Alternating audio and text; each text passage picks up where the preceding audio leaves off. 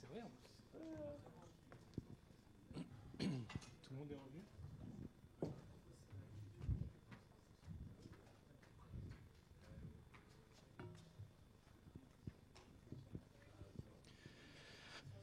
Ok, allez, on y va. On termine cette journée et cette semaine, enfin cette mini-semaine de la préparation physique. Je vous avais dit un peu dans le programme qu'on finirait avec la présentation conjointe de Adrien et de Yanis d'un projet qui va voir le jour bientôt. Je vais les laisser expliquer en détail un peu le projet en lui-même, mais pendant tout ce qu'on a fait là cette semaine, à plein de moments, j'avais envie de vous dire, rendez-vous compte à quel point on est en retard au basket sur plein de domaines. Il y a eu un exemple avec ce que le foot a mis en place, que vous avez vu avec Geoffrey. Et puis, on a évoqué à plein de reprises les datas. Manu en a parlé. Et puis, à plein de moments dans la formation, parce que là, il reste à 95% que des gens qui sont dans le diplôme et qui sont passés par le diplôme. On a insisté avec vous sur plein de choses. Ce que vous allez voir là maintenant et le travail dans lequel se lance Yanis, c'est quelque chose qui n'existe pas jusqu'à présent. 2, qui j'espère débouchera sur plein d'évolutions pour la Fédération française de basket. Et ce que j'avais envie de dire aujourd'hui à Yanis, c'est bravo de te lancer dans ce chantier-là, parce que c'est pas un petit projet. Donc, mais sache que voilà, on est tous derrière toi et que on t'apportera toute l'aide qu'on pourra si, bien sûr, on peut t'aider. Adrien, je te laisse la parole. Comme d'habitude, hein, les questions, tout ça, je ne répète plus. Bonne dernière intervention aux survivants qui sont encore là. On s'en fout. Non, je prends un. Ah, ouais. Bon, donc bonjour les survivants. On a scindé la présentation en deux. En gros, moi, je vais intervenir sur des éléments rapides et pour poser le contexte de quantification de charge, pourquoi, comment. Toute la partie spé basket, on va laisser au monsieur qui est grand et qui fait du basket. Ce sera plus simple. Et notamment la présentation du projet autour de sa thèse. Donc, du coup, la quantif de charge, c'est compliqué. C'est un sujet... dès lors qu'on va parler des charges d'entraînement, des charges de compétition, c'est compliqué parce que vous êtes sur une situation d'équilibre entre la charge programmée, la charge encaissée, les modalités de récupération et les capacités de récupération à un instant T et des adaptations générées. Et tout ça est dynamique, récursif et ça redémarre et vous avez plein d'autres facteurs qui vont venir impacter entre le programmé, l'encaissé, l'emmagasiner ou le récupérer et ce que ça peut générer comme adaptation. Donc, définir ce qu'est une charge d'entraînement, c'est des sujets complexes qui sont spécifiques de l'activité, mais qui rentrent aussi dans des grands cadres de classification. Et surtout, on voit apparaître tout un tas de systèmes, d'athlète management system, où vous pouvez centraliser vos données, où vous auriez l'index idoine merveilleux qui vous dit si votre athlète est à risque ou s'il va être performant ou pas. Donc ça, c'est de la merde. Ça ne marche pas. Donc du coup, comment on peut rentrer? Alors il y a des notions de charge externe, charge interne, mais avant ça, quand on parle de quantif de charge, notamment avec des staffs ou des prépas, volume, intensité, tout le monde y est à peu près. Par contre, densité et orientation, c'est un petit peu moins regardé parce que c'est pas simple à mettre en place. Hein. Déjà, de se coller la programmation, de regarder si le delta entre ce qui est programmé et ce qui est réellement encaissé, c'est du boulot. D'avoir le volume juste sur une durée, il faut le rentrer. L'intensité, on peut passer par la SRPE et la CR10, volume fois intensité déclarée. Densité et orientation, est-ce qu'il y en a qui voient ou pas du tout? Les questions, vous pouvez les poser tout de suite. Hein. On n'est pas obligé d'être très solennel sur... Ouais. Qu'est-ce que c'est? Alors, densité, ça va être le ratio travail-récup. Donc, c'est plutôt pénible si tu dois le rentrer à la main dans ton Excel. Ce qu'on fait, nous, on travaille à partir des capteurs de centrale inertielle que les rugbyman peuvent avoir dans le dos, par exemple. Yanis vous parlera du projet après, où en fait, vous avez, par exemple, la Vmax individuelle par athlète. Donc on a le temps de travail Sur une séance de 45 minutes, ça va être 10 minutes. On a le niveau d'intensité de travail, est-ce qu'il est à 98%, 80%, et ainsi de suite. Et on a le temps de récup, avec le niveau de la récupération. Et donc, on crée un indicateur de densité qui est un ratio travail-récup avec les niveaux d'intensité de travail et de récup. C'est une information en plus dans la myriade de celles qui peuvent exister. Et orientation, en fait, Impellerizzi, il parle d'organisation. C'est comment dans votre programmation les séances vont être enchaînées. Parce qu'à un moment donné, à haut niveau, vous avez des matchs, des temps de récup, des temps pour poser des séances. Et donc augmenter le volume ou l'intensité, ça va devenir compliqué et serré. Donc vous pouvez jouer sur la densité à l'intérieur des séances et vous pouvez jouer sur l'orientation. Ça a été remis un peu au goût du jour avec les travaux, notamment dans le rugby à 7, d'interférence entre les séances plutôt aérobie, les séances plutôt prépa et qui sont orientées vraiment sur la prise soit de masse musculaire ou d'explosivité ou de vitesse, pour pas qu'il y ait d'interférence entre les voies de signalisation. Et donc du coup, ça a re-questionné l'orientation des séances. On peut jouer sur les adaptations par juste un changement d'orientation et un enchaînement de jour à jour, de semaine à semaine, et ainsi de suite dans vos périodisations. Donc ça, c'est des grandes familles pour quantifier de la charge. C'est facile à dire. Donc, le faire au quotidien, c'est plus compliqué. Mais en tout cas, c'est des leviers pour pouvoir jouer sur la quantification de la charge. Et là, pour l'instant, je parle que des charges à l'entraînement. Ça, c'est un papier... il va y avoir une petite lumière. Non, ouais.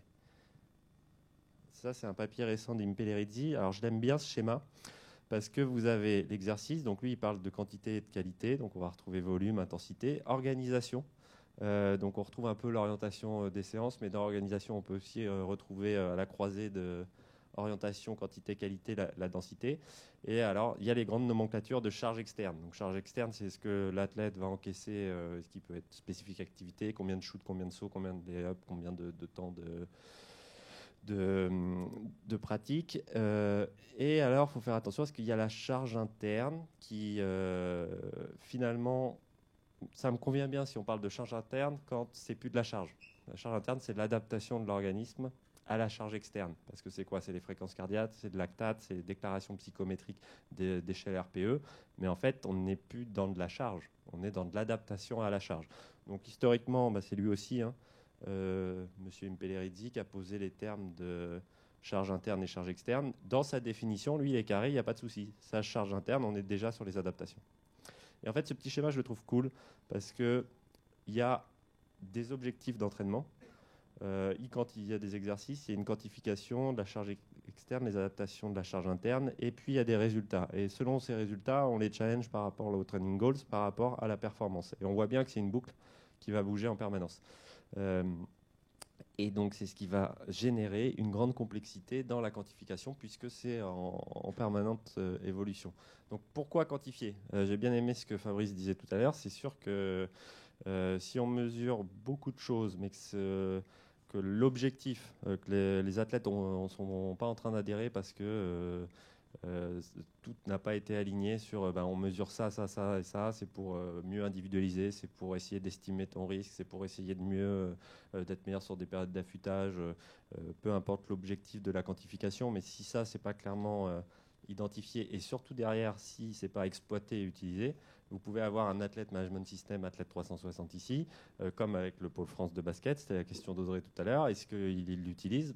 Non, parce qu'en fait si l'athlète rentre des données tous les jours et puis que sur l'appli il a ces données et puis en fait il voit que personne s'en empare et que c'est pas réellement utilisé et qu'il n'y a pas quelqu'un qui est là pour dans l'équipe athlète 360 pour justement faire des rapports différents, mettre ces données-là au contexte de performance ou de blessure ou d'un objectif qui peut être celui du bloc d'entraînement, c'est beaucoup moins utile. Par contre, ça va trouver des utilités assez fortes sur tout ce qui va être rationalisation.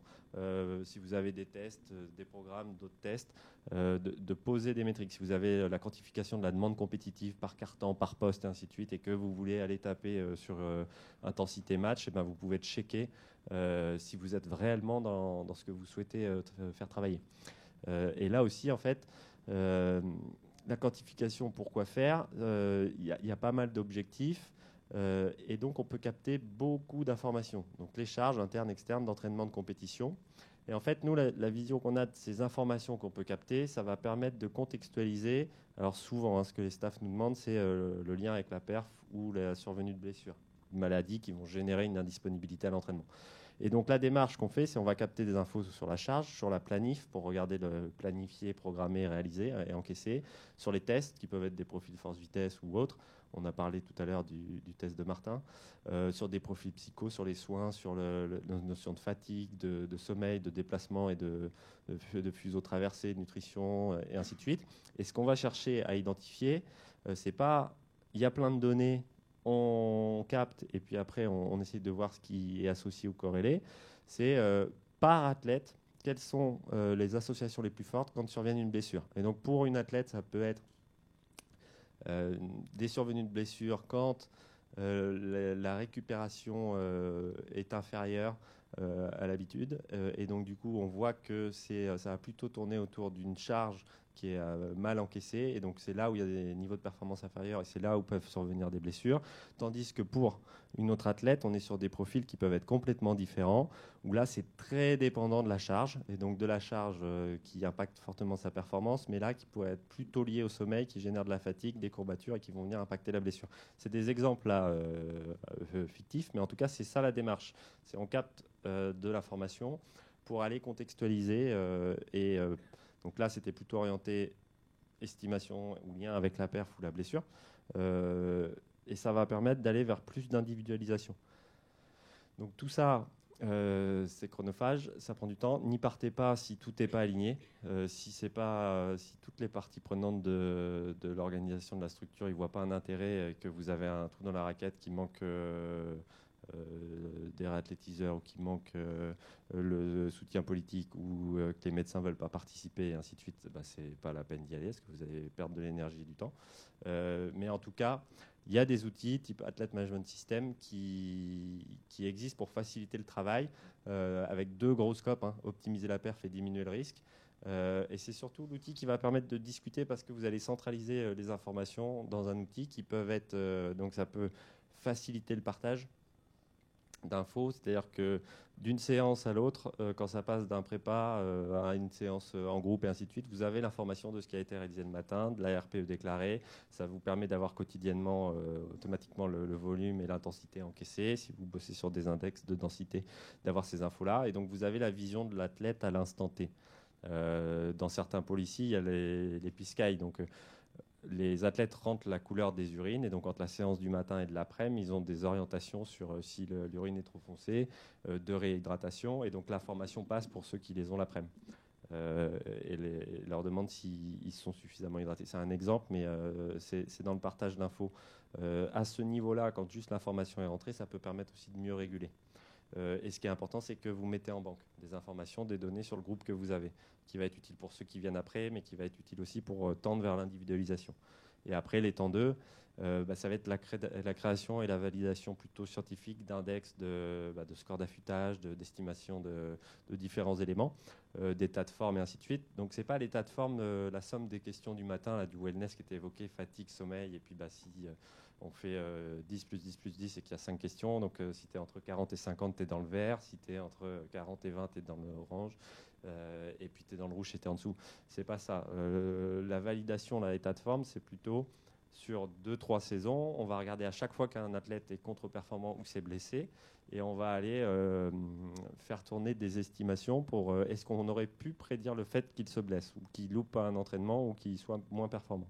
Et donc, il y a un jeu de données qui va permettre aux estimations d'apprendre. Et après, on va le tester. Ce qui fait que si on vous sort un score d'état de forme, il est vert avec un petit score à côté de 78%. Ça veut dire que dans 78% des cas où l'algo vous dit que l'athlète est vert, il ne s'est jamais rien passé derrière. Il ne s'est jamais blessé.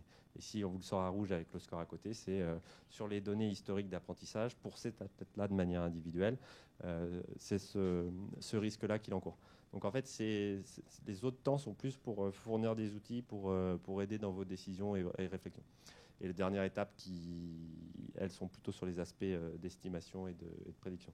Donc ces outils-là, Ça existe. Ça peut permettre de franchir différentes étapes, mais ça veut dire que si vous souhaitez arriver là, ou si vous souhaitez avoir des informations ici partagées pour tout le monde, nécessairement, il y a des informations de différentes typologies, de différents ordres, charges externes ou internes, mais ça va être tapé sur des données de performance, de tests, de profils psychosociaux, de nutrition, d'hydratation, de fatigue, de sommeil, mais aussi de planification. Et puis surtout, si vous voulez être sur l'estimation de risque, le premier facteur de risque d'un athlète, c'est ses anciennes blessures. Donc toute l'historique de blessures et le travail en synergie avec le staff médical. Ça peut aussi être ici, je ne sais pas si je l'ai mis, mais tout ce qui va être RTP. Retourne tout sport, retourne tout performance. Comment créer... En fait, moi, j'ai beaucoup de mal avec certains kinés qui vous donnent des go de retour à la perf. Pas de retour dans le groupe ou au sport, un retour à la perf, alors qu'ils n'ont pas du tout la quantification des charges et de la demande compétitive. Donc ils estiment que c'est bon, tu es après une entorse ou un croisé, tu peux revenir en situation de compétition, alors qu'ils ne savent pas quel est le 100% habituel en accélération, en décélération, en saut, en temps de pratique, quel était son niveau de caisse d'un athlète. En fait, ça peut permettre ça, mais pour ça, il faut un travail en synergie entre les kinés, les réathlétiseurs et les préparateurs physiques. Parce que si vous manque de l'information, c'est pas un trou dans la raquette que vous avez, c'est tout ce que vous pouvez sortir derrière. Ça n'a pas réellement de sens parce que vous ne savez pas ce qu'il encaisse aujourd'hui. Juste avant de venir, j'étais en train de lire un nouveau papier sur, je ne sais pas si vous connaissez le START, qui est un protocole en fait de retour à la perf qui a été fait dans le foot des Anglais. C'est pas du basket, donc c'est pas des Espagnols ou des Américains. Et donc du coup, ils ont fait une mise à jour. Donc il y a une évaluation du risque. Et donc là aujourd'hui, ce qui sort actuellement, c'est une évaluation des capacités sport spécifiques et individualisées de l'athlète entre toutes les charges qu'il avait l'habitude d'encaisser, celles qui progressivement il encaisse depuis son protocole kiné, réathlé et prépa, et la jonction de ces trois-là, pour justement estimer le risque de mettre l'athlète en situation compétitive demain. Quel est le risque qui récidive s'il se met demain. Donc ça peut permettre tout ça. C'est un boulot quasi temps plein. Alors souvent ça vous tombe dessus, vous les prépas, de faire tout ce boulot. Nous on voit ici le Athlète 360 qui a été lancé, il y a 5-6 développeurs, ils sont sous l'eau. En fait il faut des personnes déjà pour rentrer la donnée. Et quant à rendre, pour les maintenir motivés, nous ce qu'on prône c'est un minima tous les mois, de sortir les informations qui peuvent être rentrées par l'Athlète Management System et aller fournir d'autres informations en plus. Le contextualiser avec les performances en match, le contextualiser avec des tests qui peuvent être faits sur le terrain, le contextualiser avec des survenues de blessures.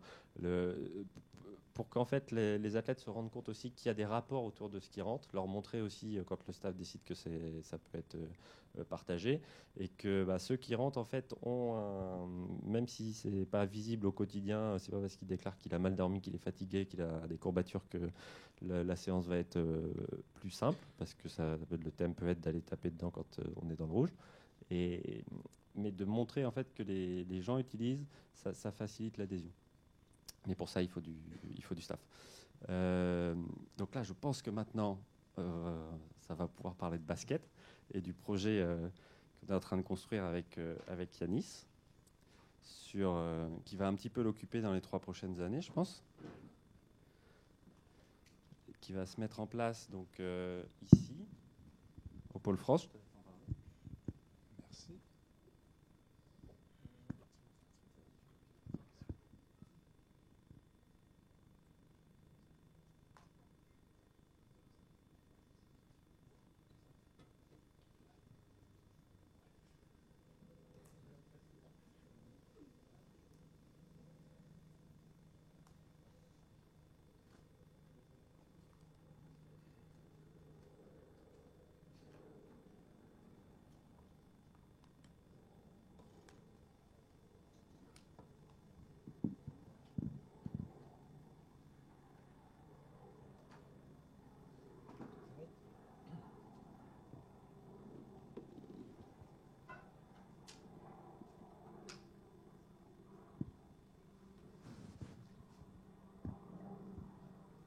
C'est bon, merci. Bonjour à tous. Beaucoup de têtes qui me sont familières aujourd'hui. Donc c'est un plaisir pour moi de vous présenter ce projet, donc du moins cette présentation qui va se diviser en deux parties. Dans un premier temps, le monitoring de la charge dans le basket, et puis dans un second temps, comme Adrien vous l'a mentionné, la présentation donc du projet de thèse de doctorat. Ce que cette présentation ne sera pas, ça ne sera pas une revue de la littérature. Voilà. Je ne voulais pas faire une revue de la littérature. Je ne voulais pas vous montrer en tout cas tout ce qui se fait aujourd'hui sur le monitoring de la charge dans le basketball. Ce n'était pas le but.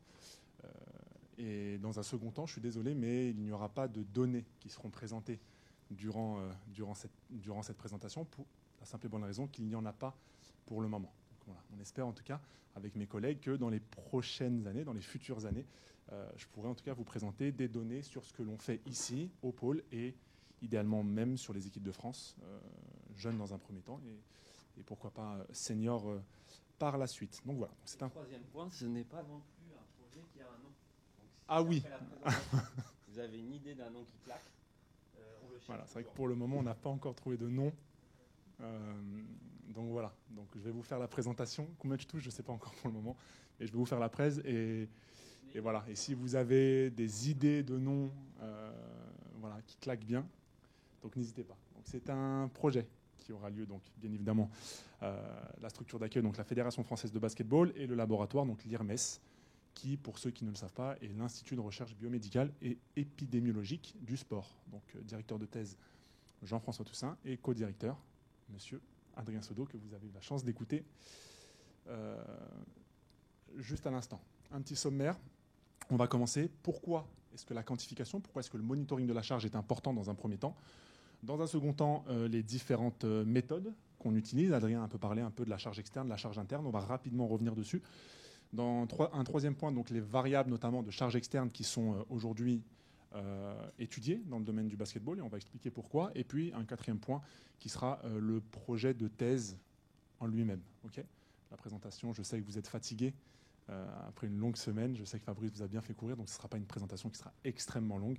Pour ceux qui m'ont eu durant le diplôme, ça ne sera pas non plus une présentation de physio, mais voilà, donc on va essayer de faire ça cool. Donc dans un premier temps, pourquoi est-ce que c'est important la quantif de charge? Pour quatre points. Le premier point, bien évidemment, pour pouvoir optimiser la performance. Okay, si j'arrive à quantifier, si j'arrive à mettre en place un système robuste de quantification de la charge, je vais pouvoir optimiser ma performance. Je vais pouvoir avoir un feedback sur ce que mes athlètes font de manière objective. Je vais pouvoir planifier, je vais pouvoir programmer de manière optimale. Ça, c'est le premier point. Le deuxième point, bien évidemment, si j'optimise la performance, vous verrez en fait que les 4 points qu'il y a ici sont des points qui sont tous intimement liés les uns aux autres. Je vais pouvoir bien évidemment réduire le risque de blessure.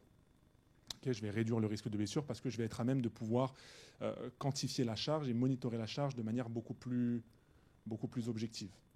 Okay, donc quand un athlète en fait trop ou quand un athlète n'en fait pas assez, donc ça permet toujours de rester dans des niveaux de sollicitation, en tout cas qui permettent le développement. En fait, on n'est pas plus efficace, on est simplement beaucoup plus efficient dans ce qu'on va proposer. Aujourd'hui, on essaye de sortir du paradigme, en tout cas no pay, no gain. Je crois qu'ici, tout le monde est convaincu de ça. Par contre, on essaye de proposer des choses, le temps étant surtout à un niveau professionnel de plus en plus compté, on essaie en tout cas d'avoir des interventions qui sont beaucoup plus efficientes à chaque fois. Et donc, voici pourquoi est-ce que la quantification de la charge d'entraînement est indispensable aujourd'hui, notamment à très haut niveau. Troisième point, ça va nous permettre, bien évidemment, d'individualiser l'entraînement.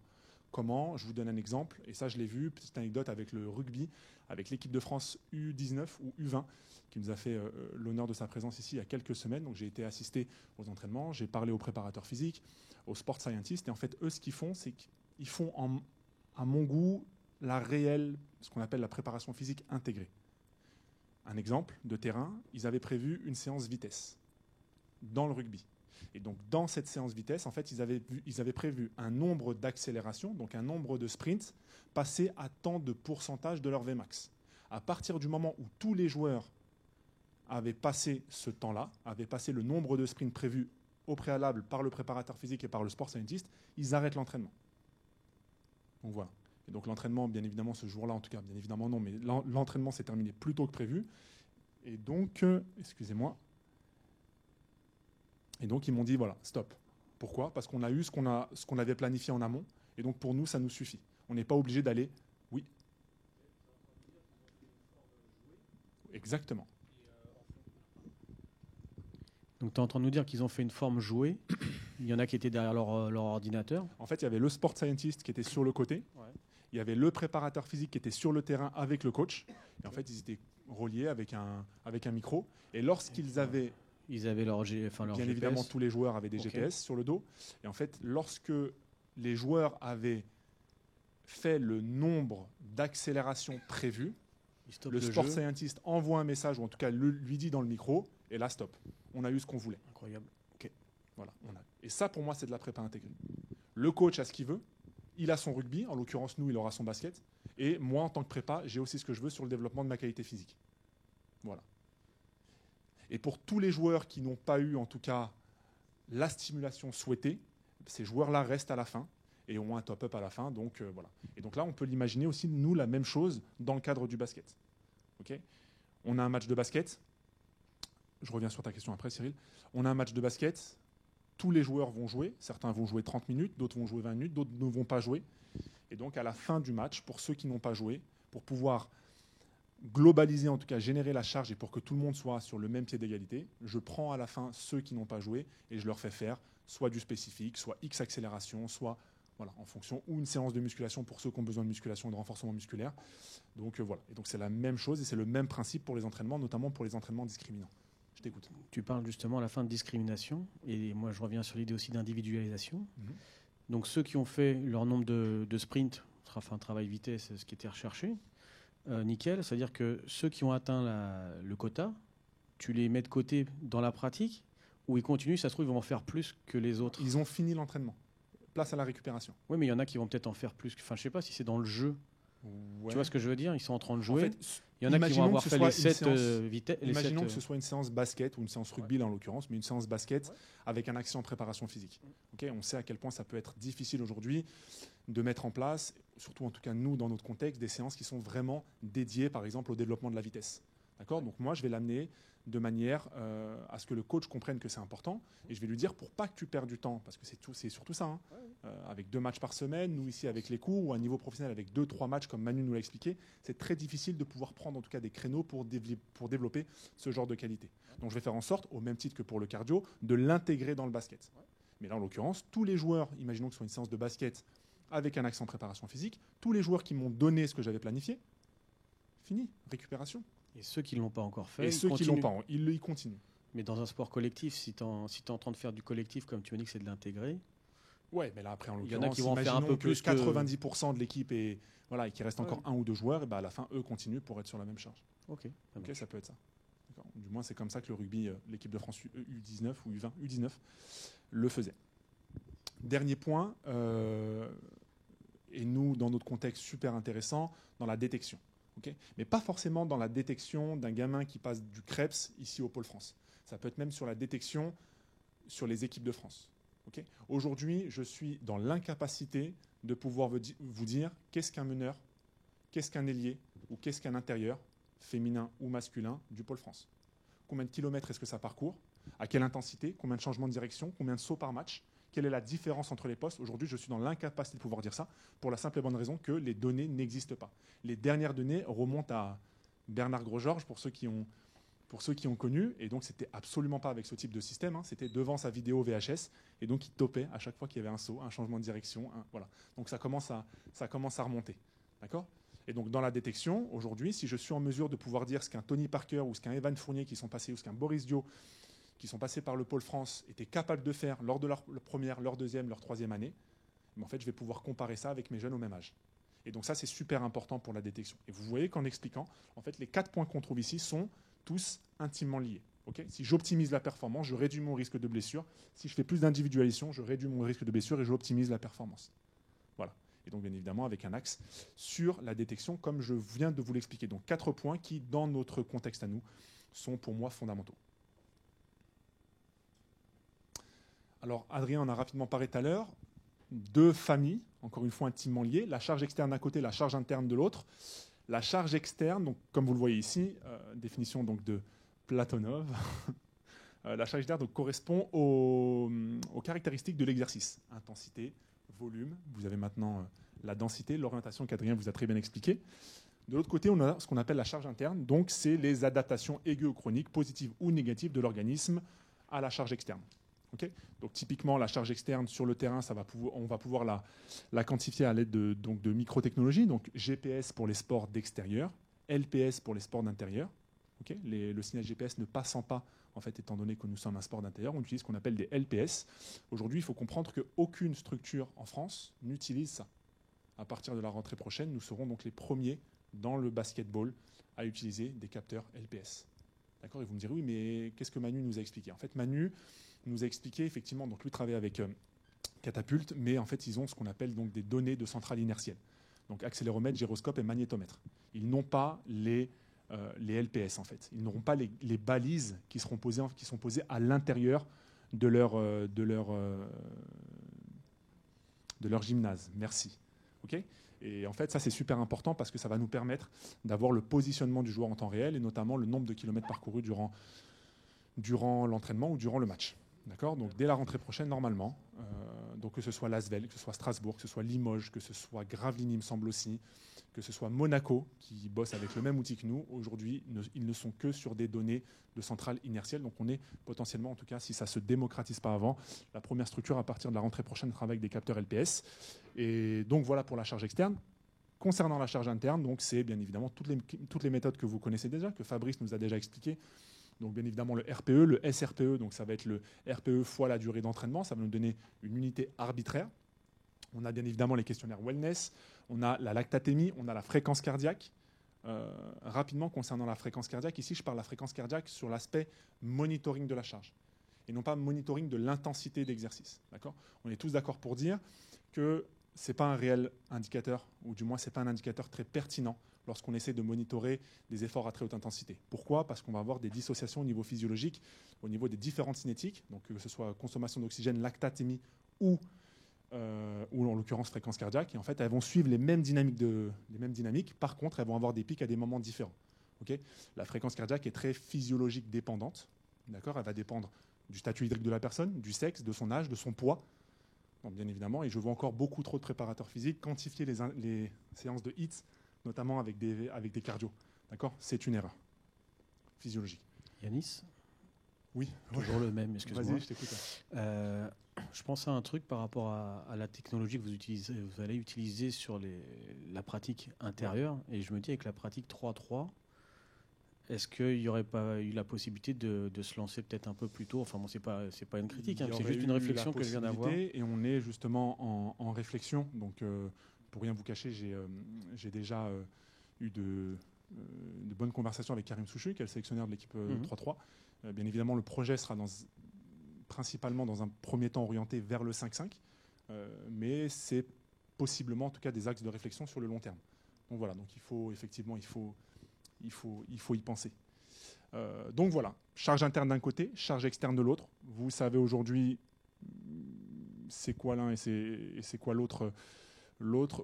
La seule chose que je peux dire, c'est en tant que préparateur physique, finalement, quand on se retrouve devant ça, que choisir finalement ?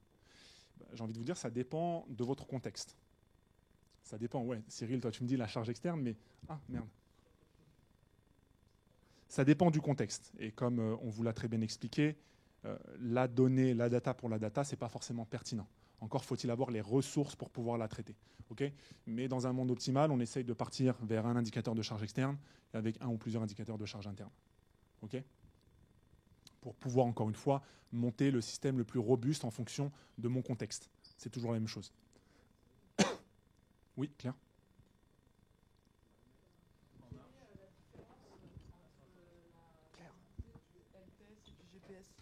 Parce que là, comme tu dis, il y a beaucoup de clubs pro qui utilisent les GPS.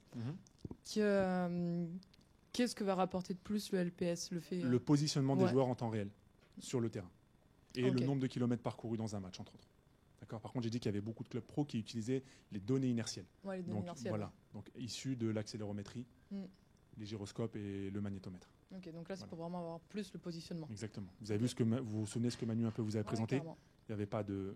Voilà. Il était juste sur le nombre de choses, de variables à haute intensité qu'il observait. Okay.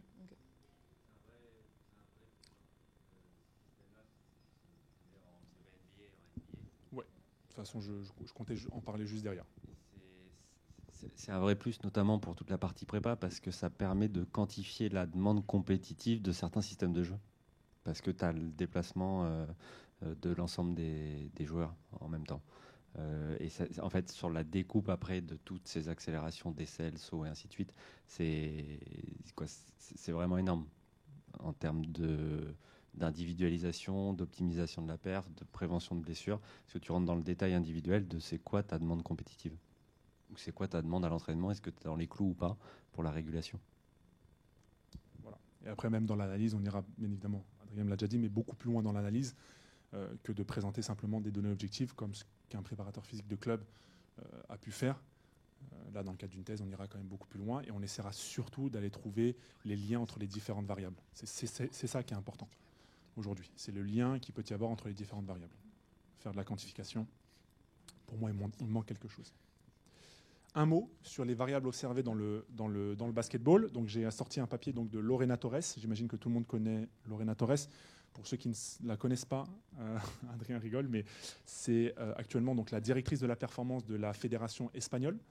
Donc, bien évidemment, docteur en sciences du sport, qui a longtemps travaillé sur la quantif de charge, notamment dans le domaine du basket, qui a travaillé pour les Spurs pendant longtemps avec Xavi Schilling, et qui a été directrice de la performance aussi pour les 76ers. Donc là, qui est directrice de la performance pour la Fédé espagnole. Je m'arrêterai là. Différents types de variables. Le volume d'un côté, l'intensité de l'autre. Okay. Sur le volume, on va avoir tendance à regarder la distance totale, la distance ou le temps passé à différentes intensités. Généralement, on quantifie ça en 4 zones différentes. Zone 1, zone 2, zone 3, zone 4. Zone 1, ça va être notamment la marche. Zone 2, ça va être un jogging léger. Zone 3, ça va être les hautes intensités. Et zone 4, ça va être les sprints. Okay, donc, on va avoir le temps passé à ces différentes zones. Ou la distance relative... donc la distance divisée par le temps. En termes de volume, ça va aussi être le nombre de changements de direction, le nombre d'accélérations, le nombre de décélérations, le nombre de changements de direction, le nombre de sauts. Ça fait aussi partie du volume. Okay. De l'autre côté, on a l'intensité. Et donc, les actions à haute intensité, les actions à très haute intensité, et puis on a les sprints. Les actions à haute intensité, on part du principe que c'est les actions au-dessus de 10 km/h, les actions de très haute intensité au-dessus de 18 km/h, et puis les sprints au-dessus de 24 km/h. Bien évidemment, pour les variables d'intensité, on va avoir aussi toutes les accélérations, les décélérations, les changements de direction, les sauts à très haute intensité, bien évidemment. OK ? Oui ?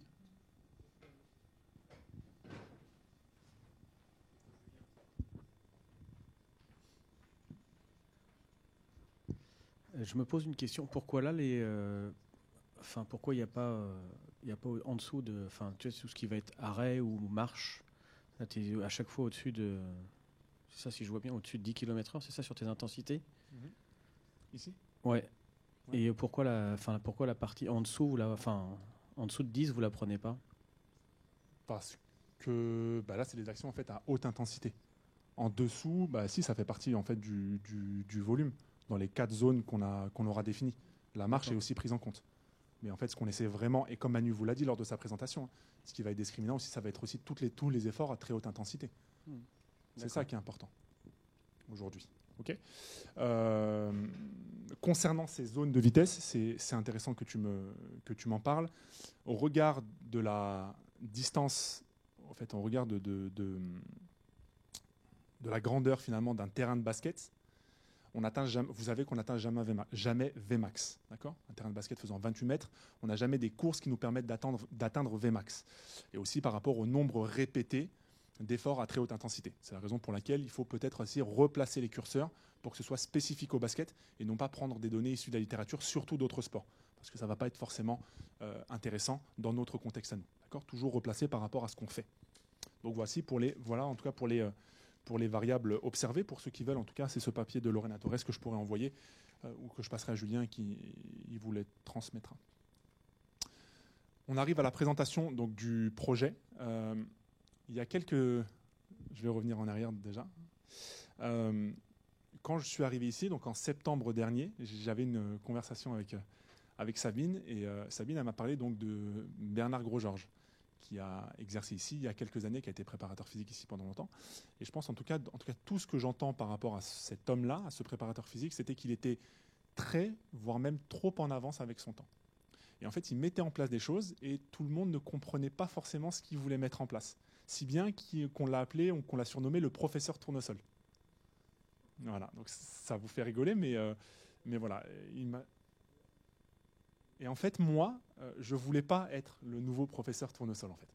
Je ne voulais pas arriver dans un endroit dans lequel l'acculturation autour de ces outils-là n'est pas encore faite, et je ne voulais surtout pas arriver et qu'on dise, en fait, Yanis, c'est le mec qui est là-bas avec ses données, avec sa science, et en fait, on ne comprend pas du tout ce qu'il fait. Par contre, je voulais fédérer. Donc mes collègues que vous voyez ici, c'était déjà fait, parce qu'ils étaient convaincus avant même que je leur présente le projet. Par contre, les entraîneurs, ce n'était pas le cas. Et ce que j'ai fait, en fait, c'est que pour fédérer et pour qu'ils croient en mon projet, j'ai tous été les voir un par un, que ce soit entraîneur principal ou les assistants, et je leur ai posé une question toute bête. Quelle est aujourd'hui votre problématique principale au regard de la charge d'entraînement ? Aussi bien sur le secteur féminin que sur le secteur masculin. Vous savez que le pôle est composé de 2 secteurs, le secteur féminin, le secteur masculin de l'autre, et chacun des secteurs est composé de 2 équipes, les cadets et les juniors.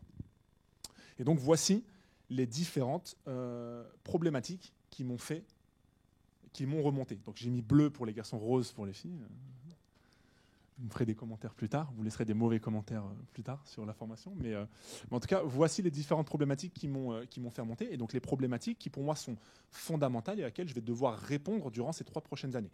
Concernant le secteur masculin, bien évidemment, j'ai reformulé ça. Ce n'est pas la façon dont ils me l'ont dit, mais j'ai reformulé ça pour que ce soit... Et puis il y avait beaucoup plus de problématiques, mais j'ai essayé en tout cas de sélectionner les plus pertinentes. Concernant le secteur masculin, ils m'ont dit qu'on aimerait avoir des relations entre la charge et la blessure. Bien évidemment, ça c'est la base. Tout le monde a envie de savoir ça. La seconde chose, ils m'ont dit qu'ils aimeraient établir des relations, ce que j'ai appelé des relations dose-réponse pour différentes modalités d'entraînement. Si je mets en place un 2-2, si je mets en place un 3-3, demi-terrain, tout-terrain, qu'est-ce que ça va m'apporter ? Okay ? Et comment est-ce que je peux le planifier dans la semaine ? Qu'est-ce que je vais développer à travers ça ? Troisième point, bien évidemment, affiner le modèle de planification. Okay ? Pourquoi c'est d'autant plus valable sur le secteur masculin ? Parce que, comme vous le savez, en fait, on prépare différentes échéances en fait, durant l'année, notamment l'Euroleague. On a eu match ce matin, malheureusement, on a perdu contre Méga, mais voilà, donc on a différentes échéances dans l'année et comment entrer le mieux possible dans ces échéances-là. Concernant les problématiques du secteur féminin, eux, ils aimeraient donc objectiver la charge d'entraînement, avoir des indicateurs beaucoup plus objectifs, plus le faire comme ça un peu au pif, établir ce que j'ai appelé des profils de demande compétitive en fonction du poste de jeu. Et c'est dommage que Fabrice ne soit pas resté, mais ça c'est super intéressant. En fait, c'est savoir qu'est-ce qu'une intérieure, qu'est-ce qu'une ailière, qu'est-ce qu'une meneuse de jeu et comment est-ce que je peux le comparer à très haut niveau.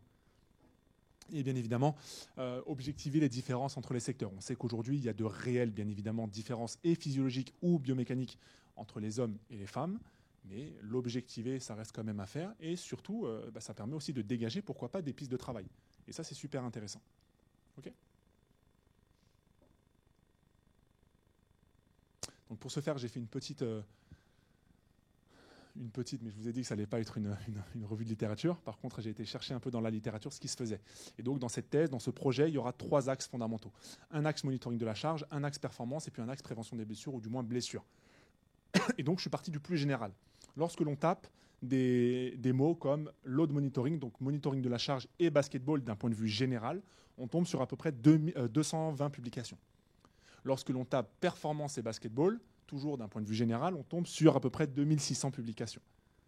Okay ? Lorsque l'on tape blessure et basketball, on tombe à peu près sur 2145 publications. Lorsqu'on affile ce modèle et qu'on essaie de trouver les mêmes mots de recherche à un niveau élite, on ne tombe plus qu'à 52 publications pour la charge, à 420 publications pour la performance et puis à 180 publications pour la blessure. Et lorsqu'on affine encore le modèle à un niveau élite et jeune, on ne tombe plus qu'à 5 publications, 155 publications et 55 publications. Okay ? Donc vous voyez l'entonnoir un peu comment est-ce que ça se resserre progressivement, plus on va affiner le modèle de recherche. Okay ? Par contre, je vous ai dit que mon projet était articulé autour de 3 axes.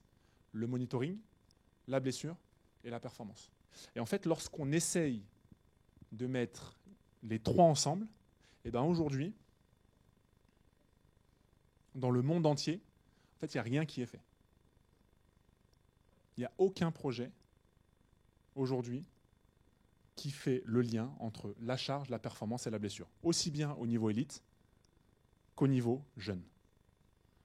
Donc voilà, et donc c'est ce que Julien vous expliquait d'ailleurs, c'est qu'en fait on est face à un néant, bien évidemment en France, hein, mais aussi dans le monde. Donc il y a tout à faire par rapport à ça, et c'est un peu tout l'enjeu et toute la motivation en fait à travers ce projet. Oui. C'est une bonne question, je ne sais pas du tout, mais j'imagine en tout cas dans le foot et dans le rugby, il doit forcément y avoir des choses. Mais c'est une très bonne question, j'ai pas été checké pour être honnête avec toi. Ok. Par contre, il y a une étude qui est sortie donc la semaine dernière, ou il y a 2 semaines, de nos amis espagnols, d'accord, qui sont quand même qui sont bien en avance par rapport à nous, en fait, qui ont même commencé les publications. Hein. Donc en fait, ça veut dire que la récolte de données, ça fait même plusieurs années sur les équipes sur les équipes jeunes. On n'en est pas là du tout, en fait. Donc voilà. Et donc en fait, cette publication, donc qui cherche à voir la fluctuation de ce qu'ils appellent les pics demandes, c'est les demandes maximales au cours des différents cartons. Donc on en est là aujourd'hui. Et donc concernant la méthodologie, rapidement, je vous dis que c'est pas une revue de littérature, mais je vous présente simplement cette étude, donc qui a été faite donc sur l'équipe junior espagnole. Donc pour ce faire, ils ont pris donc 13 joueurs âgés d'à peu près 16 ans, d'1m97 en moyenne pour 88 kg en moyenne, donc évoluant à un niveau international. La récolte de données s'est faite durant la saison 2019-2020. Ils ont, eux, utilisé la technologie Clear Sky de Catapult, celle que Manu vous a présentée un peu plus tôt dans la semaine. Et donc, ils ont pris en compte toutes les variables suivantes, à savoir la distance, le player load. Je reviendrai sur le player load rapidement. La distance parcourue dans les différentes zones, donc tu l'as ici, et puis l'accélération et les décélérations. Okay, rapidement sur le player load, Manu vous a dit que c'était le volume d'entraînement. Je pense qu'il a dit ça pour aller vite. En réalité, c'est la somme des accélérations sur les 3 axes, donc X, Y et Z. Voilà, donc la somme de ces accélérations-là. D'accord, Manu a simplement dit que c'était le volume total. C'est un peu plus complexe que ça. Donc voilà concernant la méthodologie. Et donc les résultats de cette étude, donc on en est encore là sur les catégories jeunes pour le moment. Je vous passe les détails ici, mais c'est simplement de se dire qu'ils observent en fait une baisse significative des demandes maximales, notamment entre le premier quart-temps et le 4e quart-temps, sur le temps total, donc sur la distance totale, excusez-moi, sur le player load, donc ce que je viens de vous expliquer, et sur les hautes intensités, high speed running, HSR. Et donc aucune différence significative pour la course à basse intensité, les accélérations et les décélérations. Okay, c'est ce qu'ils mettent en évidence.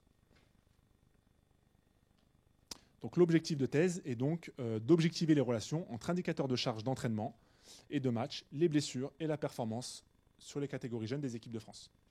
Okay, en espérant commencer dès cet été la récolte de données avec l'équipe dont je serai responsable, excusez-moi, à savoir les U18 pour le championnat d'Europe.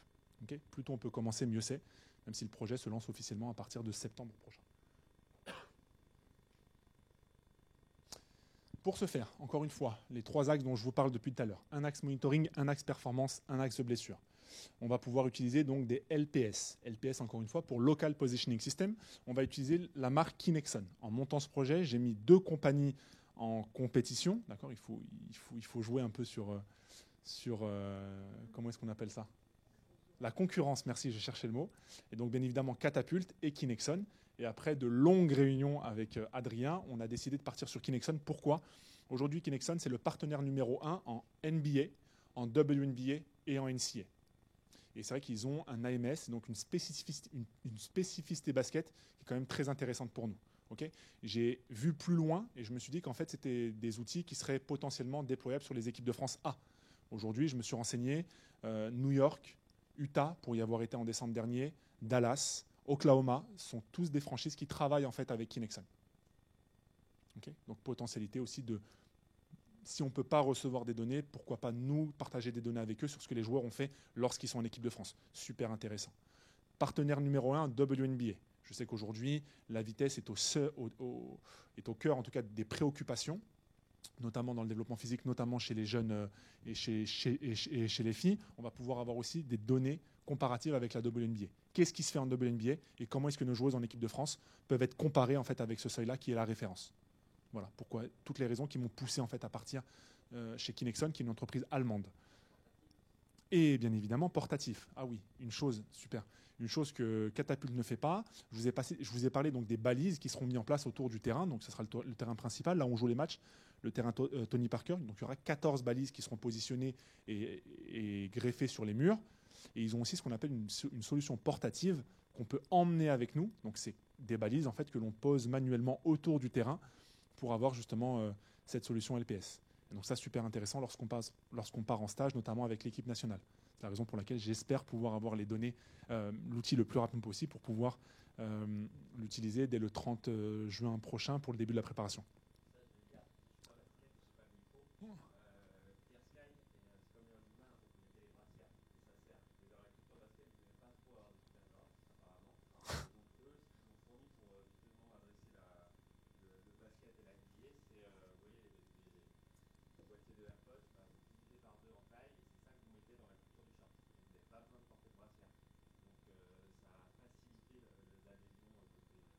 Exactement. Yes.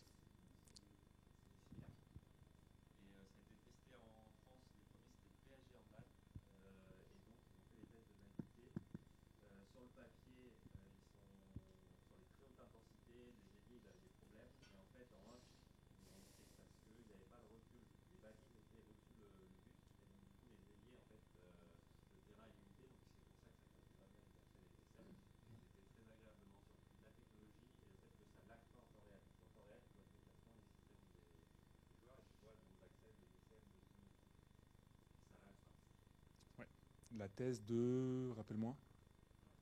Ouais. Je sais plus son nom. Donc voilà, 3 axes encore une fois.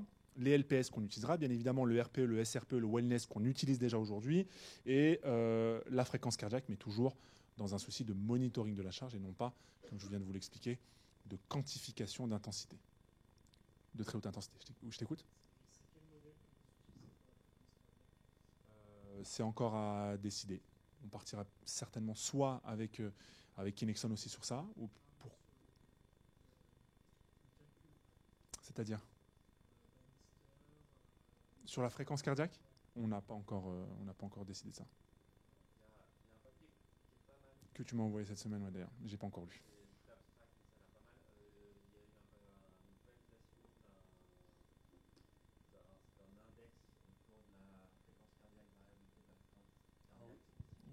Autour du HRV, ouais. Ouais. Yes. J'ai pas lu le papier encore. Un axe, bien évidemment, performance, où là, on va, pour pouvoir la quantifier, prendre bien évidemment les statistiques en match, tous les tests autour du profilage force-vitesse, les données biométriques et physiologiques, donc c'est les données, on a la chance de pouvoir utiliser des plateformes de force, donc les données issues de plateformes de force, les données de tests physio, ça peut être les tests cardio, et puis bien évidemment, ce que Sabine vous a déjà présenté, donc c'est notamment aux personnes qui ont fait le diplôme, donc ça va être toutes les données issues du profilage postural de l'athlète. Et bien évidemment les blessures, donc qui seront simplement des rapports, à voir encore une fois, qu'est-ce qu'on estime être une blessure, à combien de jours est-ce qu'on estime que là c'est une blessure qu'on prend en compte, quand est-ce que c'est discriminant, est-ce qu'on attend qu'il rate un match, plusieurs matchs, ça c'est encore une fois à discuter. Concernant cette opportunité sportive, donc voici les problématiques du secteur féminin que je vous ai déjà énumérées, et voici les différents outils en fait qu'on va utiliser pour pouvoir y répondre. C'est toujours la même chose. Donc concernant l'objectivation de la charge, bien évidemment LPS, RPE, wellness, fréquence cardiaque, charge externe et charge interne. Concernant donc pour établir les profils de demande compétitive, donc pareil LPS et là tous les tests, qu'ils soient biométriques, physiologiques ou profilage ou force-vitesse. Et pour objectiver les différences entre les secteurs, encore une fois les LPS et tous les tests, profilage force-vitesse, les données biométriques et les données physiologiques. Concernant le secteur masculin, les problématiques, voici encore une fois, vous avez compris le principe, tous les outils qui nous permettront de répondre aux différentes questions, aux différentes problématiques qui m'ont été exposées. Pour établir donc des relations entre la charge et la blessure, les LPS, donc la charge interne, la charge externe, les rapports de blessure. Pour établir des relations dose-réponse, la même chose, charge interne, charge externe. Les données psychométriques avec les RPE et les wellness. Et pour affiner le modèle de planification, là, toujours pareil. RPE, le profilage, force-vitesse, les données biométriques, physio et LPS. Et donc pour terminer, voilà, je vous présente donc l'équipe de choc, comme j'ai appelé, qui s'occupera donc de ce projet. La structure d'accueil, bien évidemment, la Fédération française de basketball, le directeur de ce projet, le directeur de thèse, M. Adrien Sedeau, directeur adjoint d'IRMES, et moi en tant que doctorant et préparateur physique, puisque je garde une casquette de préparateur physique. Il était en tout cas pas question que je sorte complètement du terrain, mais de pouvoir manager mon temps pour pouvoir faire les deux.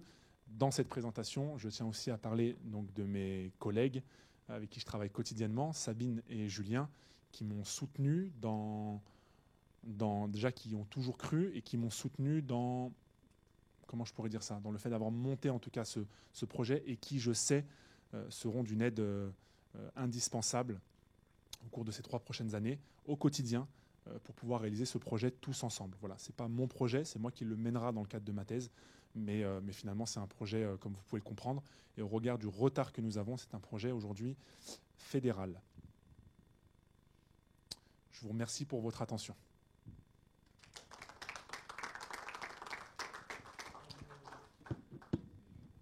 Comme d'habitude, on passe aux questions, s'il y en a.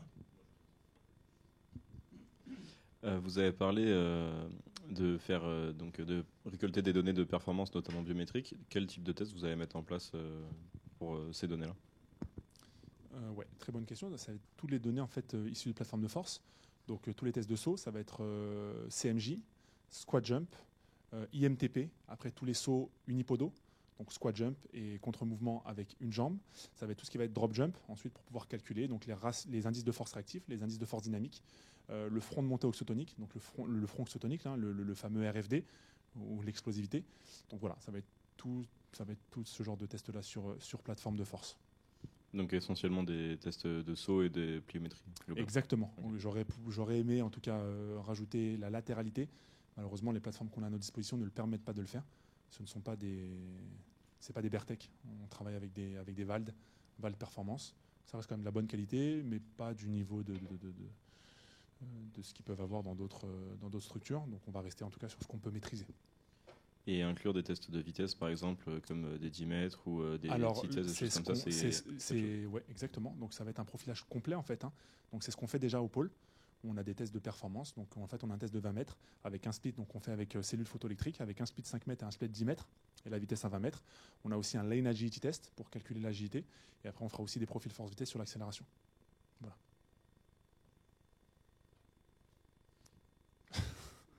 Cyril, le texte est ta soutenance demain. Oui, c'est pour ça que j'en profite. Chacun son tour. Je sais que ce sera mon tour demain. Non, à un moment donné, on avait échangé sur le fait peut-être de faire des prises de sang ou pour savoir un petit peu comment ça réagissait au niveau interne. Et je voulais savoir si. C'est vrai que moi, j'ai quand même une sensibilité très particulière pour la physio. Donc c'est vrai que plus on peut en rajouter, mieux c'est. Par contre, ça reste quand même très très difficile. Sur les données de charge interne, j'aurais très bien pu parler aussi du rapport cortisol-testostérone, mais voilà, c'est des choses quand même qui sont très très rares aujourd'hui dans le monde du sport de haut niveau. On aurait pu très bien parler aussi du taux de C15, de créatine kinase, qui est un marqueur de dégradation musculaire.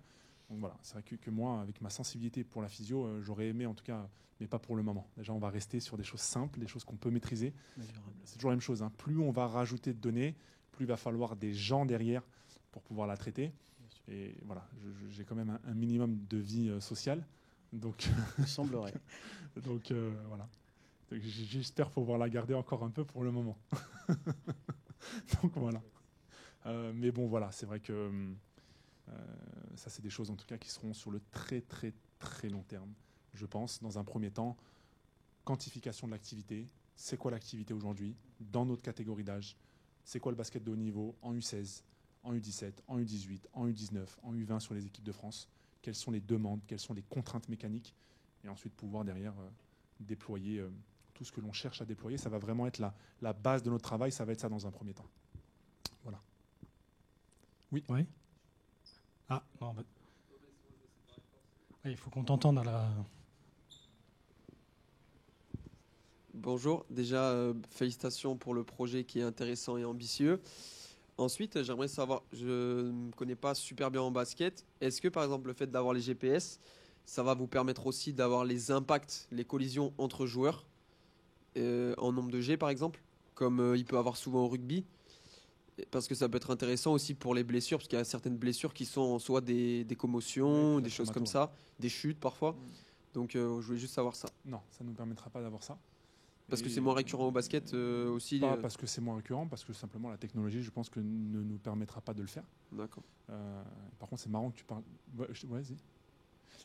Rapidement, le rugby, pour vous montrer un peu la différence, et là je parlais de rugby, tu as mentionné le rugby, pour avoir passé un peu de temps avec eux lorsqu'ils étaient ici en stage avec l'équipe de France U19. En fait, maintenant, eux, ils en sont plus, bien évidemment, au GPS. Ça, c'est Oui, ils ont des protège-dents connectés. Exactement. Maintenant, ils ont des protège-dents connectés où, en fait, pour pouvoir calculer le nombre de jets qui est pris au niveau de la tête, en fait, à chaque impact.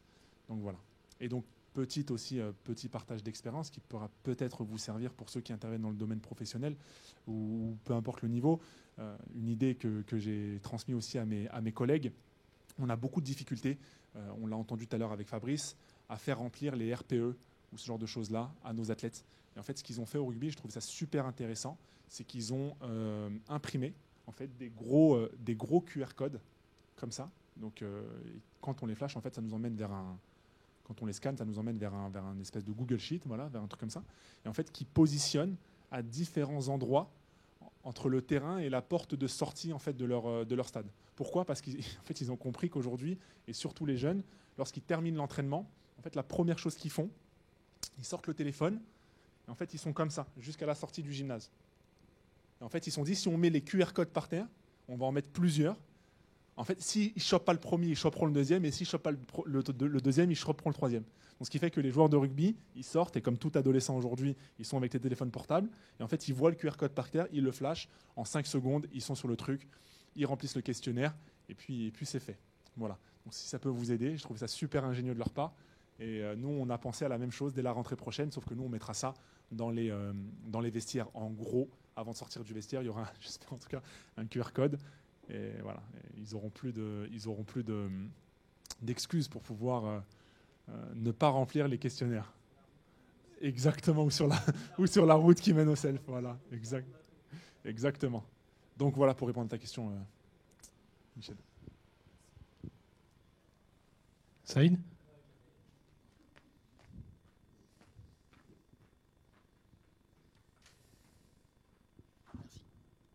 Ma question porte sur le début de ta présentation, sur la notion de détection, la data qui peut nourrir l'aspect de la détection, et comment, à un moment donné, comment tu vois le duel, entre guillemets, au niveau de la détection, data et ressenti, feeling du coach peut-être. Parce que, par exemple, ce matin, il y a un élément qui m'a marqué dans ce que Diandra Chouachang nous a évoqué, c'est qu'au pôle, par exemple, elle faisait déjà 1m86, elle fait 1m89 ou 1m90 maintenant. Donc, une donnée, une data, comme le test de Mirvad, par exemple, aurait peut-être pu présenter pour une joueuse de ce profil un pic de croissance déjà développé, et peut-être que, par conséquent, ce profil-là n'aurait pas accédé au parcours qu'elle a accédé. C'est quand même Diandra Chouachang, quoi. Tu vois, donc, est-ce qu'à un moment donné, la data, elle ne va pas niquer le feeling du coach qui est formidable ? Super intéressant. Le feeling du coach est au-dessus de la data, je pense, non? Les coachs, là, très bonne question. Réveillez-vous, là. Ok, je vais passer le micro. Je pourrais répondre, mais j'ai envie de passer le micro à Audrey, qui est... Ouais. Donc Audrey... je devais intervenir, mais je ne pouvais pas faire les deux, en fait. Qui est doctorante et avec qui on va faire un premier papier. Bonjour tout le monde, du coup moi c'est Audrey Differnand et je travaille au labo de l'IRMES en tant que doctorante. Je suis en 2e année sur donc mon sujet de thèse c'est détection et estimation de potentiel. Donc pour l'instant je travaille sur les sports métriques, donc l'athlé et la natation. Et avec Yanis on va sûrement faire une première étude très bientôt sur les indicateurs de performance chez les jeunes donc basketteurs et basketteuses quand on aura suffisamment de données pour exploiter ça. Pour répondre à ta question, je vais m'inspirer de la littérature. Il y a un papier du coup qui est sorti qui comparait justement le feeling des coachs, donc qu'on appelle l'œil du maquignon aussi, et les données. Et donc c'était, je crois, sur qui performait le mieux parmi les athlètes. Et donc qu'est-ce qui estimait le mieux les performances des athlètes. Donc est-ce que c'était la data uniquement, l'œil du coach ou le croisement des deux? Et forcément, c'est le croisement des deux qui l'emporte au niveau des pourcentages. Donc dans le meilleur des cas, c'est avoir suffisamment de données qui répondent à une problématique et puis le coach qui amène son expertise par-dessus pour confirmer ou dire que c'est dans la bonne direction et justement enrichir les données, parce que c'est aussi important d'avoir ce ressenti du terrain pour, comme je disais, enrichir la donnée et mieux la comprendre. Il a parlé de taille. Ah, on m'entend? Super. Ouais. Il a parlé de taille. Est-ce que tu peux rapidement lui expliquer Parler de la maturation? Du moins les premiers résultats qu'on a eus par rapport à ce que. Oui. À ce qu'on a fait. Alors Yanis avait passé à mesurer les taille assise, taille debout et les poids de ceux qui sont actuellement au Pôle France pour estimer s'ils sont avant, pendant ou après leur pic pubertaire. Et en fait, d'après une formule justement basée sur l'âge chronologique, le poids, la taille assise, la taille debout, on peut estimer où est-ce qu'ils en sont sur cette courbe d'évolution. Et tous ceux qui sont au Pôle France actuellement ont déjà passé leur pic pubertaire. Et une première pas conclusion, mais observation, c'est que chez les filles, déjà, le pic pubertaire arrive plus tôt que chez les garçons. Et aussi, chez les juniors, on voit qu'ils ont passé leur pic pubertaire plus tard que chez les cadets. Donc, ce qui pourrait être intéressant de voir plus tard aussi, ça serait de savoir quand est-ce qu'ils sont rentrés au Pôle France. Est-ce qu'ils avaient déjà passé leur pic pubertaire? Est-ce que c'était avant? Quand est-ce qu'on aurait pu estimer leur entrée au Pôle? Donc, c'est encore des données à suivre. On est en cours de traitement de données. Donc, et surtout le secteur féminin, Audrey, qu'aucune fille n'est née en... Je te laisse. Aucune fille n'est née au dernier trimestre. Voilà, c'est ça aussi. Sur toutes chez les filles, cadettes, sur tout le secteur féminin. Sur tout le secteur féminin. J'ai étudié aussi l'effet de l'âge relatif, donc l'effet du mois de naissance un peu sur les sélections. Là, justement, sur la présence dans le Pôle France. Et donc chez les filles, il n'y en a aucune qui est née au dernier trimestre de naissance, donc octobre, novembre, décembre. Donc c'est un peu chez les coachs avec le directeur de perf, l'ancien directeur de perf d'athlée, quand j'avais échangé avec eux, ils avaient déjà vu ça, que ceux qui sont nés en janvier sont majoritairement plus présents dans les sélections chez les jeunes. Donc c'est quelque chose qu'on aimerait voir plus tard après, si on peut voir ça dans les CREPS régionaux, avoir plus de données pour enrichir ces conclusions, ces statistiques. Voilà. Une autre question, je ne sais pas si c'est à moi que ça s'adresse. Oui, ça fait partie de ce que tu avances. Alors il y a deux choses. La première, c'est que moi là, j'ai un petit peu accompagné sur les tests d'entrée au pôle Île-de-France féminin. Et donc ils ont utilisé un petit peu ce calcul là que vous avez. Ils ont pris la Mirwald, oui, la taille, le poids. Ils n'ont pas la taille assise. Ils n'ont pas eu l'information sur les règles et tout ça, mais parce qu'apparemment il faut quand même une autorisation parentale, oui, etc. Mais sur les tests qu'ils ont pu, les calculs qu'ils ont pu mettre en place, il y a très très peu de filles qui vont encore prendre oui, beaucoup de centimètres. Et oui, je pense que ça fait des années que c'est comme ça sur le secteur féminin et que de toute façon, la tranche d'âge fait que ce sera comme ça. Oui. À part peut-être une ou deux qui sortent du lot, mais la grande majorité, 80-90% des filles, de toute fason, ce sera ça. Ça, c'est la première chose. La deuxième chose, c'est une question que je voulais te poser par rapport à quels aspects vous avez utilisés sur les datas, en fait. Est-ce que c'est juste la taille, le poids et la taille assise, ou est-ce qu'il y a d'autres paramètres que vous prenez en compte pour mettre en corrélation avec l'œil averti ou pas du coach? Pour l'instant, moi, je suis plus stat. Donc c'est mais il y aura sur quoi vous avez, voilà, c'est ça. Il y aura en fait les données de performance en fait, donc les données de match et puis les données liées au testing en fait, au profilage de l'athlète. Ok. Et c'est voilà. Les testings, tu repars sur les mêmes les testings qui ont été faits durant l'année. Ok, voilà. Ça marche. Merci. On fait d'une pierre deux coups. Quelqu'un veut enchaîner? J'ai une dernière question. Tout à l'heure, tu as présenté des modèles à 4 zones d'intensité. On sait qu'il existe d'autres modèles avec plusieurs zones d'intensité. Pourquoi avoir choisi ce modèle-là précisément? C'est ce qui se retrouve le plus communément dans la littérature liée au basket. Voilà. Et il y a une explication à ça? Pas à ma connaissance en tout cas. Peut-être que par rapport à l'aspect pratique, facilité, je ne sais pas, Adrien, c'est un élément de réponse, je ne sais pas. Non. Ouais, voilà, c'est ça, c'est surtout cette... T'as pas une prédominance de la caisse aérobie qui est très grande, donc tu n'es pas obligé d'aller dans un grand aussi fin que les 7 ou 9 zones quand tu es sur des sports à prédominance aérobie. Probablement pour ça. C'est l'hypothèse comme ça à froid. Je pense que les 4 vont suffire. Sur l'étude qu'évoquait Audrey par rapport à ta question, je ne sais pas si tu l'as dit ou pas, mais l'œil du maquignon défonçait les batteries de tests physiques et psychologiques. Tu faisais tourner n'importe quel modèle mathématique dessus, tu n'estimais pas mieux 5 ans plus tard qui allait être professionnel.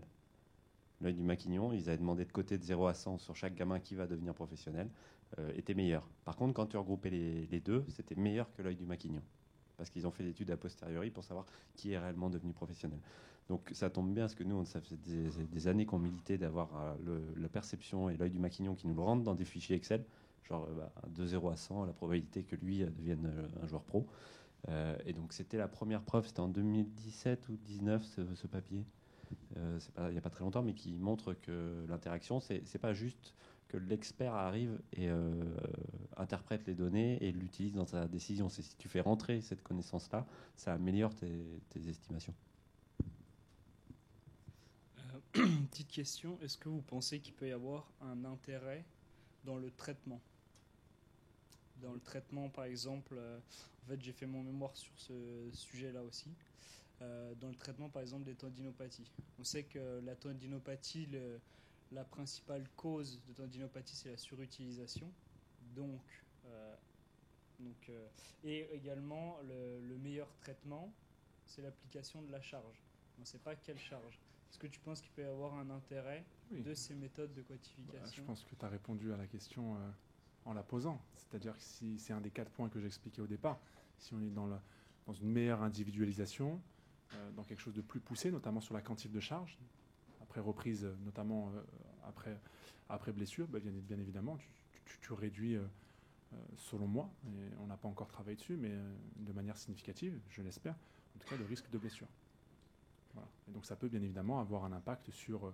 en tout cas, on va pouvoir l'objectiver. Aujourd'hui, on a bien évidemment des gamins qui rentrent ici avec des chondropathies de stade 4, avec des tendons, notamment des tendons rotuliens de papy de 70 ans. Sabine, elle me regarde, mais voilà. Et sauf qu'en fait, on ne peut pas dire autre chose que il faut contrôler. Ah, mais c'est quoi finalement il faut contrôler? Et comment est-ce qu'on augmente la charge progressivement au fur et à mesure des semaines? Ça, c'est ce qu'on va pouvoir être en mesure de faire. En tout cas, j'espère dans les prochaines années. Voilà. Mais oui, bien évidemment que ça va avoir un impact. Si à partir du moment où tu peux quantifier, tu peux rendre des comptes, tu peux prendre en tout cas conscience de ce qui se fait de manière objective sur le terrain. Donc bien évidemment que selon moi, ça va avoir un impact sur le traitement, comme tu dis. Ou du moins sur la prévention.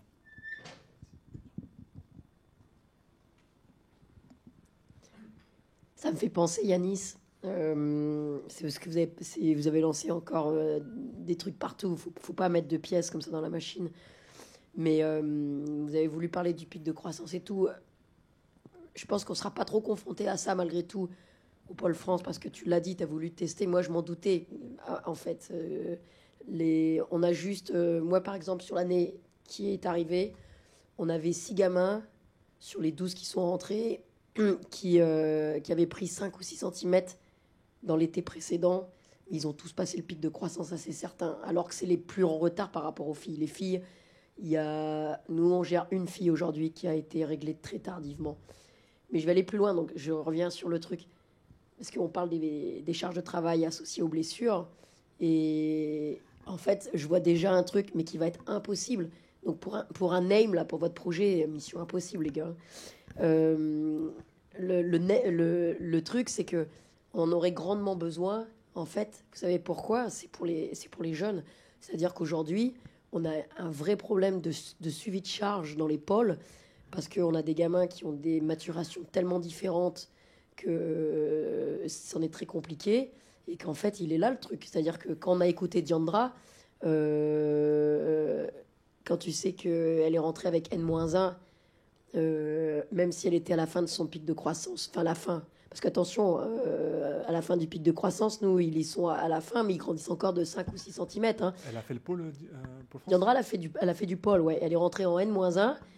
Et juste pour dire que c'est toute cette partie-là, là, cette période que les gamins nous racontent, les sélections régionales, les sélections départementales, où il n'y a personne qui se parle.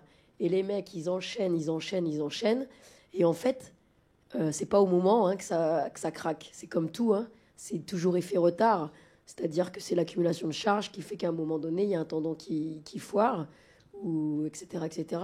Donc en fait, ton projet, je le vois déjà même une place dans les pôles. C'est-à-dire que tu as une place, bien sûr, à ce niveau-là. Mais j'ai envie de te dire qu'aujourd'hui, les gens, pour moi, les plus en danger, c'est même pas ceux-là, mais c'est ceux qui sont juste avant, quoi, tu vois. Mais bon, là, c'est clairement mission impossible. Hein. Il n'y a pas aussi un effet, tu vois, comme au rugby, nous on avait pu montrer que sur les sélections des catégories jeunes, en fait, au fur et à mesure que le rugby s'est professionnalisé, ils sont allés chercher les tailles, et ils sont allés chercher les gabarits. Et donc tu te retrouvais dans toutes les académies, dans toutes les structures de centres de formation des clubs pro, où en fait, ils ont tous passé les gamins leur pic, parce que tu vas chercher, tu cibles des tailles, tu cibles des gabarits. Donc du coup, la problématique, elle n'était même pas à ce niveau-là, il fallait redescendre en dessous. Et donc c'est peut-être ça aussi, vous cherchez peut-être des tailles. Ben nous on cherche la taille. Je pense que c'est un peu important pour vous. Et donc, du coup, cette problématique-là, elle est décalée, tout simplement, parce que vous les avez déjà sélectionnés. Le tic national de Voiron, peut-être le faire ici. Pardon, j'ai pas entendu en fait. Peut-être qu'un des points qui peut être intéressant, c'est le tic national à Voiron, de mai-juin, 13 national. Putain, c'est une super bonne idée. Ouais, c'est une très bonne idée. Et comme ça, avec Audrey, on prend plein de données. Je vais publier, les gars. Ouais, c'est ça, il faut rêver. Ça va être quelque chose, ça. Voilà, à chaque fois que les gamins me parlent, ou les parents, ou les trucs, ils tous me Vous allez parlent. le mettre bien. Que les gamins, quand ils sortent des sélections région, 30 articles pour la soutenance.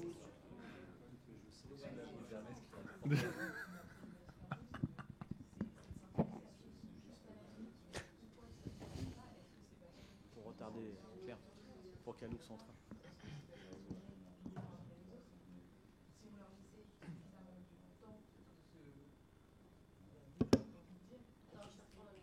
Attends 2 secondes. Je repasse le mic à Sabine. Attends, c'est bon. En plus, sans micro, c'est injouable. Et Yanis et Adrien, cherchez. J'ai un truc à vous proposer, les gars. Mais je vous avais dit, hein, vous avez foutu une pièce. Vous avez foutu une pièce, vous êtes morts, les gars. On est en train, là, en discutant avec les collègues, de se rendre compte que, par exemple, c'est quoi là? C'est le tease. Le type. Ouais. Où les mecs qui y vont, là, ils disent qu'il y a une charge de travail monstrueuse sur les gamins. Et c'est vrai que moi, quand j'entends les parents et les gamins m'en parler, ils me disent que c'est le truc monstrueux. Ils sortent de là, ils sont rincés. C'est sur combien de jours? 3 jours. Ils prennent une charge de travail de malade. C'est-à-dire que et je pense qu'on aurait un vrai travail à faire, peut-être aussi à ce jour-là. Alors, est-ce qu'on ne doit pas en parler à la Fédé pourquoi pas, en effet, essayer de le planifier ici pour qu'on puisse mesurer. Mais putain, si on pouvait sortir des chiffres et leur montrer qu'ils font de la merde, n'importe quoi. Ils sont à côté de la plaque. Voilà. Non, mais parce que on veut faire des choses sur les blessures. Tout le monde est prêt à y mettre un petit peu de trucs et tout. Et vous savez, pour ceux qui me connaissent, que ça fait maintenant 5-6 ans que je me bats sur la prévention des blessures chez les jeunes et que des fois je pisse dans un violon et que j'emmerde bien les gens parce qu'en fait, ce qui me manque, c'est ce qu'on disait, c'est que pour le coup, moi, j'ai bien l'œil de Matignon, c'est-à-dire que j'ai quand même... Matignon, même, ouais, celui d'à côté. C'est à côté. Ça, c'est une sab, c'est une savinette, comme on dit, au milieu. Et, mais j'ai quand même, je pense, un tout petit peu d'expérience. Ça fait 25 ans que je fais ce métier. Et je vois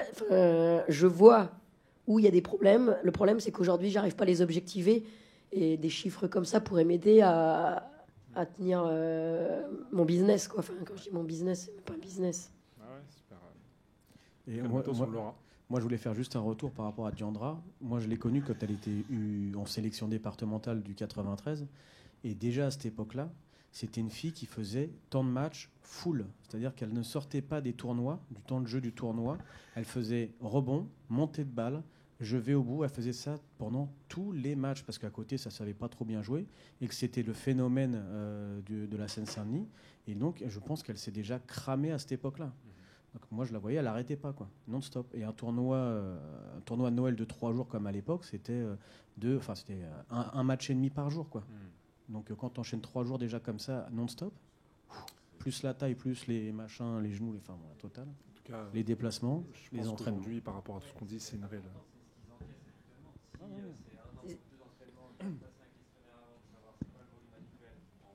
C'est ça. Ouais, pour pouvoir voir la magnitude, la différence.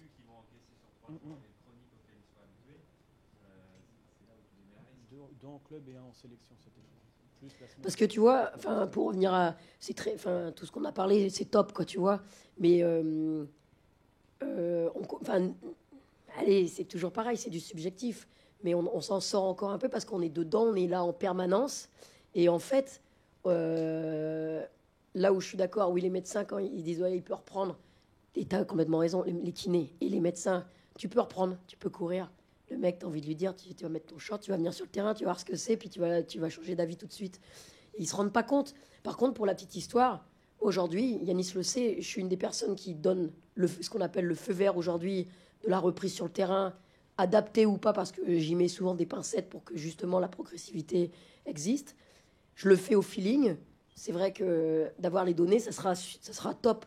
Mais en fait, tu vois, là, je vois surtout un intérêt, c'est pour ces gamins qui ne peuvent pas être suivis. Parce que nous, on est quand même là comme protecteurs, quand même, tu vois. Diandra, moi, je l'ai protégé à un moment donné. On peut les protéger parce qu'on est là en permanence. On a les moyens, aujourd'hui, le Pôle France, d'avoir 3 préparateurs physiques, d'avoir un réathlétisateur à temps plein. Donc, on a quand même les moyens, même si on n'a pas des données objectives. Je me rends compte, par exemple, aujourd'hui, je sais, Yanis, tu ne me contrediras pas, un garçon junior, pour rentrer sur le terrain, son niveau d'exigence que j'ai vis-à-vis de ce qu'il doit être capable de faire n'est pas le même qu'une junior fille. Parce que l'exigence sur le terrain aujourd'hui des juniors filles, des juniors garçons n'est pas la même. À combien de niveaux, je suis incapable de le dire. Mais je sais qu'aujourd'hui, un junior garçon qui rentre de blessure, il doit pouvoir courir tout terrain, il doit envoyer du sprint max, il doit... Et voilà, sur un certain nombre assez important, que je ne peux pas définir, mais que je sais. Et donc, je vais être plus exigeante avec lui sur son retour de terrain. Grâce à ton étude, on va pouvoir vraiment objectiver ça. Exactement. Mais là où moi, je vois un vrai intérêt... Après lui avoir mis ces charges-là, qu'est-ce qui se passe à J+1 et J+2? S'il n'y a rien, là, ça veut dire qu'il est prêt à repartir sur le terrain. Mais là où j'y vois, tu vois, un vrai intérêt, c'est sur ces gamins qui ne sont pas suivis, en fait. Et comme tu disais, si on arrive à modéliser, voilà ce qu'un gamin en U13, de manière générale, déjà, ce qu'il vit, et nous, la Fédé, ce qu'on lui claque en 3 jours, déjà, ça va peut-être réveiller certaines personnes, quoi, quand même. En tout cas, voilà, c'est pour avoir parlé encore avec les patrons juste avant de venir ici, c'est une réelle volonté, d'après ce que je comprends, de la fédération.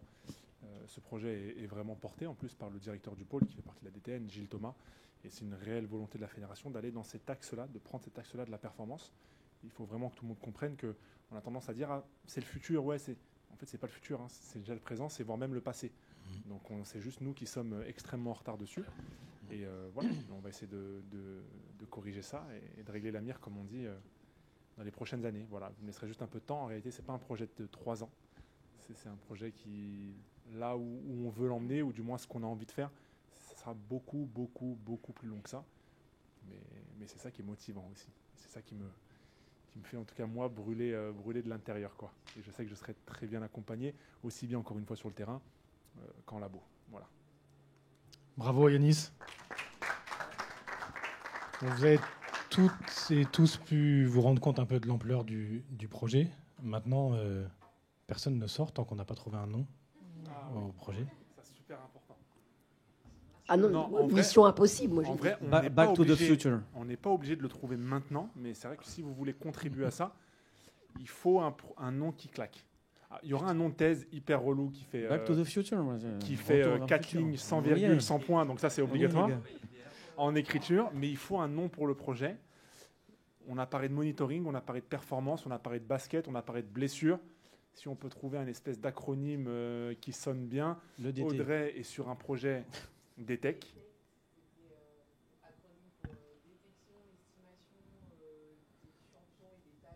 Voilà, donc DTEC, ça claque. On a un autre projet aussi, Empower. Donc ça claque aussi. Donc il faut trouver un truc. Voilà. L'Efficient Data Test, le DT. Ouais, ok. Je lance. Ça peut donner des idées aux autres. En tout cas, voilà, vous avez mes coordonnées, vous savez comment me retrouver. Si un jour vous y pensez, et si vous avez un bel acronyme ou un beau nom de projet, j'y réfléchirai avec mes collègues. Je pense qu'on fera dans notre bureau, hein, on fera un gros brainstorming. Et voilà, en tout cas, voilà, si vous avez un nom, n'hésitez pas, ou des idées, je suis preneur. Voilà. Et vous mettrez votre petite... vous mettrez votre petite, comment dirais-je, vos petits grains au projet.